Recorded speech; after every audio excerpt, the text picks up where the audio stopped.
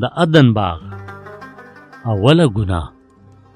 تر څه وخته پورې حضرت آدم او بیبي حوا په هغه ښکلي باغ کې په امن او مینه اوسېدل، خو موږ نه پوهېږو چې څومره وخته پورې داسې وو. هغوی خدای پاک سره داسې خبرې کولې لکه چې څوک دوست سره کوي. هغوی هغه هر څه کول کوم چې خدای پاک هغې ته ویل، او هغوی د هیڅ قسمه شیطانی یا غلطو کارونو نه خبر نو. اوس حضرت آدم او بیبي حوا ته دا زده کول پکارو چې هغوی به همیشه د خدای پاک د حکمونو فرمابرداري کوي. خدای پاک حضرت آدم او بیبي حوا ته وفرمایل چې تاسو د دې باغ د یوې اونې نه بغیر د نورو ټولو اونو میوه خوړلی شئ، ځکه که تاسو د دې ونې میوه وخورئ نو تاسو به مړه شئ. اوس د دې ځناورو په منځ کې یوه اژدها یا یو مارو، یعنی شیطان، هغه بد روح دی څوک چې موږ د ګناهونو په ازمیښت کې اچوي، او هغه په هغه مار کې دې دپاره ورننوته چې ښځه د ګناه په ازمیښت کې واچوي. هغه مار بیبي حوا ته وویل چې ته به هیڅکله نه مرې. خدای پاک ته معلومه ده چې کله ته دا میوه وخورې نو ته به ډېره هوښیاره شې او په دې به پوه شې چې څه ښه دي او څه بد دي. بیبي حوا د مار خبره واورېده. هغې هغه میوې ته وکتل او په دې سوچ کې پرېوتله چې د دې میوې په خوړلو خلک هوښیارېږي نو د دې خوند یعنې ذایقه به څومره ښه وي. هغې هغه میوه واغسته او ویې خوړه او د خدای پاک حکم یې مات کړ.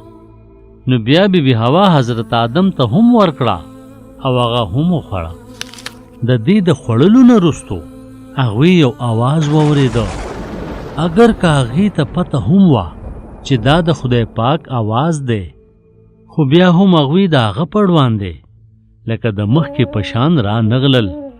په یر هغوی دا کوشش کولو چې خپل ځانونه پټ کړي. د هغې د نافرمانۍ په وجه خدای پاک بیبي حوا ته وفرمایل چې ته به ډېر دردونه او تکلیفونه وزغمې او همیشه به ستا شوق د خپل خاوند طرف ته وي.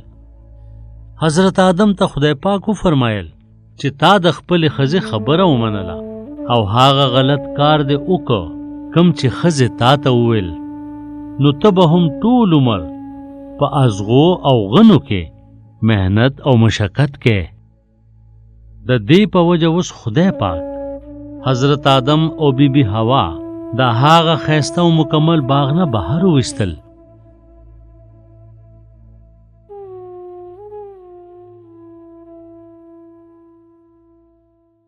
ګرانو ماشومانو، تاسو خو دا کیسه واورېده، خو زه به اوس د دې کیسې په باره کې ستاسو نه یو څو تپوسونه کوم.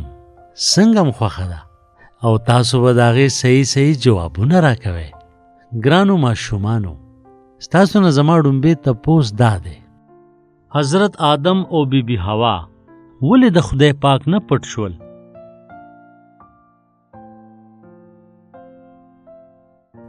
ستاسو نه زما دویم تپوس دا دی: چا حضرت آدم او بیبي حوا دې ته جوړ کړل چې د باغ نه وځي؟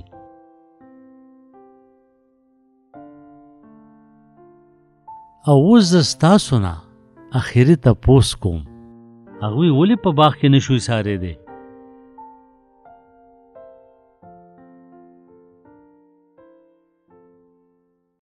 ګرانو اورېدونکو، یقیناً چې دا کیسه به ستاسو خوښه شوې وي. همدغه شان نورو کیسو اورېدلو دپاره تاسو ضرور زموږ چینل سبسکرایب کړئ، او که تاسو دا کیسې بغیر د انټرنیټ نه اورېدل غواړئ یا موږ سره رابطه کول غواړئ نو د پلی سټور نه زموږ د کیسو ایپ ډاونلوډ کړئ